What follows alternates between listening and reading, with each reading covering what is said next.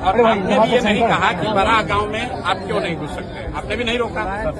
जो नियम बड़ा गांव के लिए है वही नियम कल्याण बिघा के लिए भी है। ये अलग नियम का है, बता रहे मुझे कह लीजिए सर, कल्याण बिघा में हम क्यों नहीं जा सकते ये बता दीजिए, और कुछ नहीं। हमको लिख के दे दीजिए। मैं क्या कह रहा हूँ, आप समझ लिख के दे दीजिए, समझ लीजिए।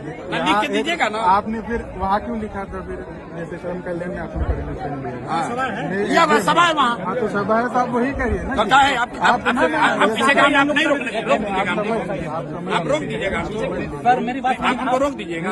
आप भी एसडीएम है, तो आप यहाँ हमको गांव में हमको आने के लिए आपसे परमिशन लेना पड़ेगा। आपने कहा ना सर कि सभा में कुछ नहीं नहीं, नहीं, आप एसडीएम हो तो आप परमिशन तो लॉ एंड ऑर्डर होगा तो आप कौन जिम्मेदार है? अरे आप लॉ एंड ऑर्डर के बजाय यहाँ पुरोधा बन रहे हैं। हम पिछले गांव में गए थे, लॉ एंड ऑर्डर नहीं हुआ, तो उसका भी आपने सूचना नहीं नहीं दिया। दिया। हम आ ही रहे थे, आप वहाँ क्या नहीं पकड़े, वहाँ क्यों नहीं रोके? आपके जिला अध्यक्ष से अरे सुनिए, ये सुनिए ना, रुकिए, बताइए अभी नया एसडीएम आप ज्यादा सुनिए, मुख्यमंत्री के जिला में एसडीएम हो गए हैं तो राजनेता मत बनिए, हम नहीं बन रहे, मत बनिए, बन रहे हैं। मैं सुन रहा हूँ आपके बारे में। आप किस अधिकार के तहत हमको किसी गांव में जाने के लिए रोकना है वो लिख के दे दीजिए, लिख के दीजिए, लिख के आपका परमिशन लिख के दीजिए।